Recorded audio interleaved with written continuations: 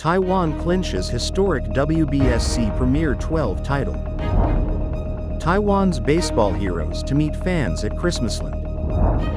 9-year-old tragically killed in Erlin town accident.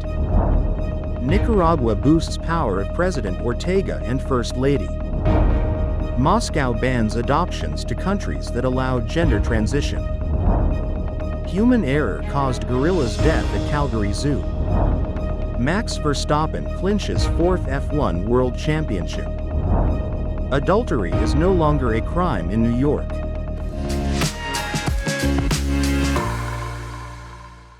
Hello, I'm Johnny. Thank you for joining us on Funday News. It's Monday, November 25th, and here are your top stories.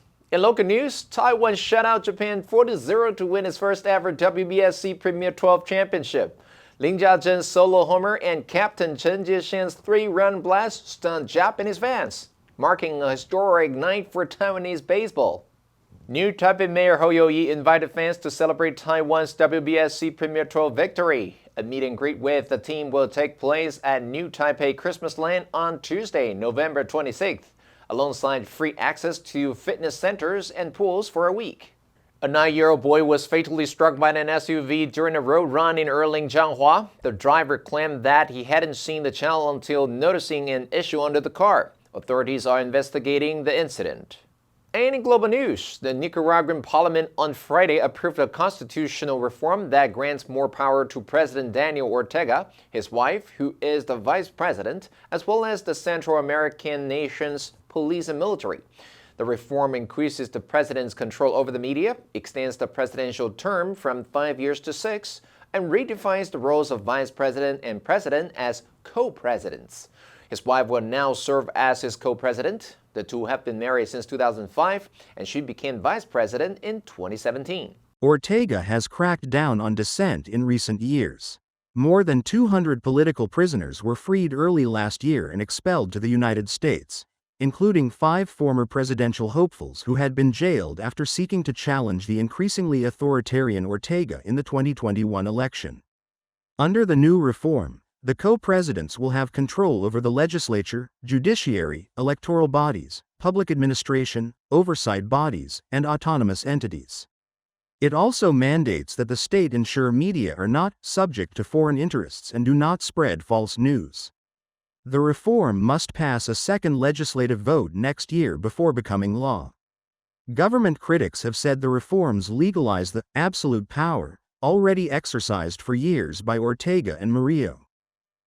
Russian President Vladimir Putin on Saturday signed into law a bill banning the adoption of Russian children by citizens of countries where gender transitioning is legal. The Kremlin leader also approved legislation outlawing the spread of material encouraging people not to have children. The bills previously approved by both houses of Russia's parliament follow a series of laws that have suppressed sexual minorities and bolster traditional values. The adoption ban applies to at least 15 countries. Adoption of Russian children by U.S. citizens was already banned in 2012. Russian lower house Speaker Vyacheslav Volodin said in July that it is extremely important to eliminate possible dangers in the form of gender reassignment that adopted children may face in these countries.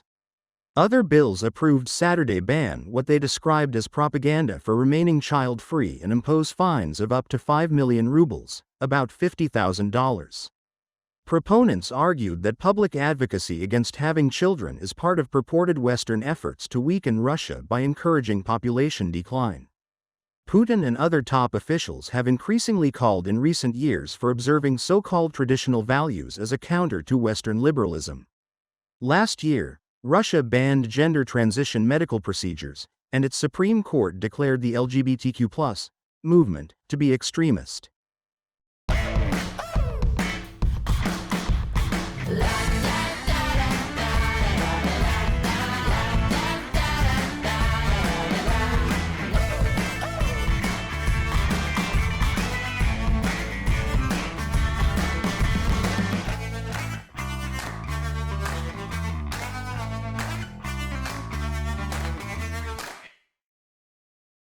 Human error led to the death of a young gorilla at the Calgary Zoo. Yare, a 2-year-old western lowland gorilla, died last week after being struck in the head by a hydraulic door that a staff member accidentally activated. The worker was trying to separate Yare from other members of the gorilla troop for a solo training session. According to a statement from the zoo, the gorilla died of traumatic head injuries. The staff member involved was immediately removed from the workplace and will be reassigned to another area of the zoo. The zoo said it will implement preventive measures, including specialized staff training and animal behavioral training, to avoid another incident like this in the future. It's not the first time an animal has died of something other than natural causes at the zoo. In 2016, an otter drowned after becoming tangled in an unauthorized pair of pants a zookeeper had dropped in its enclosure. A penguin died in a freak accident when she swallowed a stick in 2013. And in 2009, a capybara was accidentally crushed by a hydraulic door. Animal Justice, a Canadian nonprofit that advocates for the humane treatment of animals, has called for an independent investigation into animal safety and oversight at the Alberta facility. Max Verstappen clinches fourth Formula One World Championship under the bright lights of Sun City, cementing his standing among the legends of the sport. The Red Bull driver needed to finish ahead of his sole championship rival, McLaren's Lando Norris, at the Las Vegas Grand Prix to secure the trophy with 2 races remaining in the 2024 season.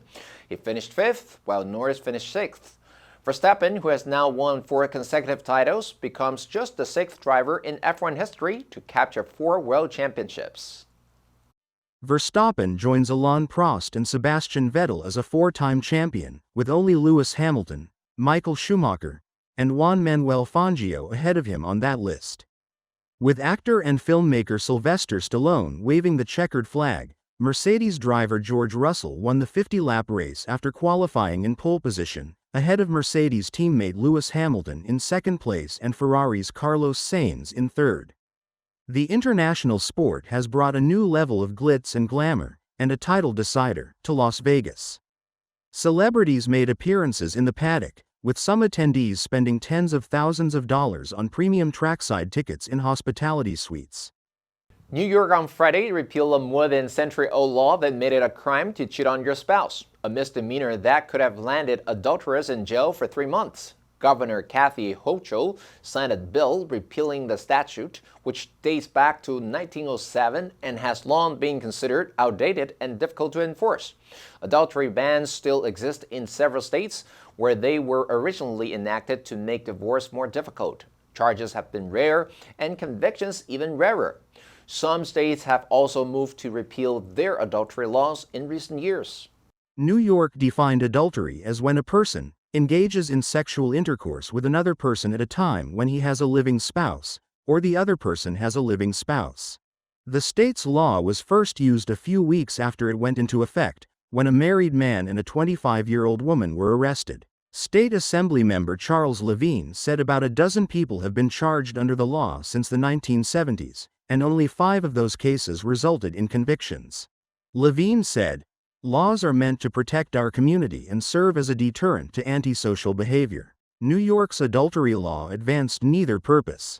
The law appears to have last been used in 2010, when a woman was caught engaging in a sex act in a park, but the adultery charge was later dropped as part of a plea deal.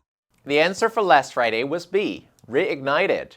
The politicians' comments reignited the debate over healthcare reform.